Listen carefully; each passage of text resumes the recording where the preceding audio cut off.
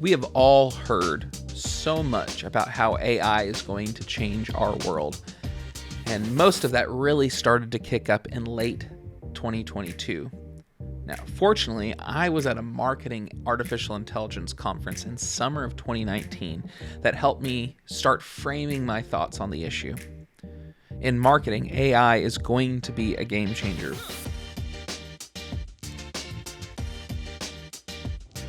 And it already is in some ways, and in some ways that we can't even fully appreciate. And while we are testing it and using it where we can, I felt it was important to implement an AI policy at the company to make sure that we had some guidelines on how to use it well. As more and more workplaces grapple with the effects of AI, I wanted to share our guidelines to potentially help your company think through it too. The first thing is that we, for one, welcome our robot overlords. We know that AI is going to change things, and we want to be inquisitive and use what we can to improve our work while maintaining safeguards from some of the unclear liabilities of the technology. And we have two main unclear liabilities that I'm concerned about. One, where is our information going and who will have access to it? We are cautious about what AI tools we are using and what information we are feeding it. We are careful to make sure that we are not exposing secret information or trade information to AI bots. And frankly, we do not know who or what might be reading that data and what it might be used for in the long run. And number two, copyright for images and text is still up in the air. Any image generated by AI is generated from other images. The courts still have to deal with who owns what, and we would not want to put our clients in a bad position by creating a liability for them by using an AI-generated image that could end up in a lawsuit. Until there is more clarity on this, we will continue to be cautious. So with those two things covered, here are our 11 rules that we are using as an agency. 1. We may use AI to generate ideas and inspiration. AI is going to be able to help us look for new angles and ideas that we might not have easily thought of. This is one of its most promising uses as a tool. Recently, I used AI to help find different DIY ideas for a home services industry client. I used those concepts then to write ads for our customers. Number 2, we may use AI to generate text.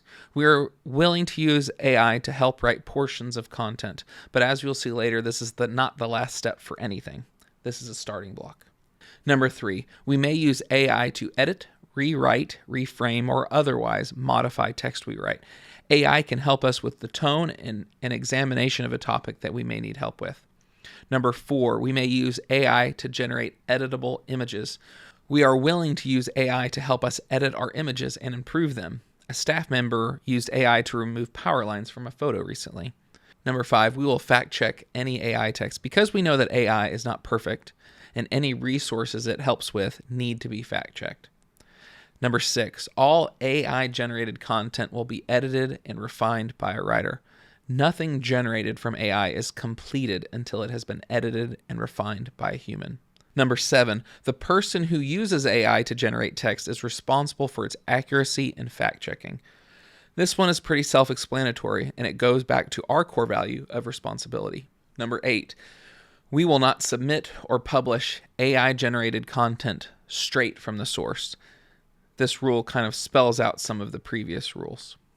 Number 9, AI does not replace the role of a subject matter expert, editor, or creative in the process of creating content. We value human creativity and seek to use AI as a tool for inspiration. Number 10, we will not use AI tools to generate anything based on the work of artists or creatives that they created that they have not been adequately compensated for.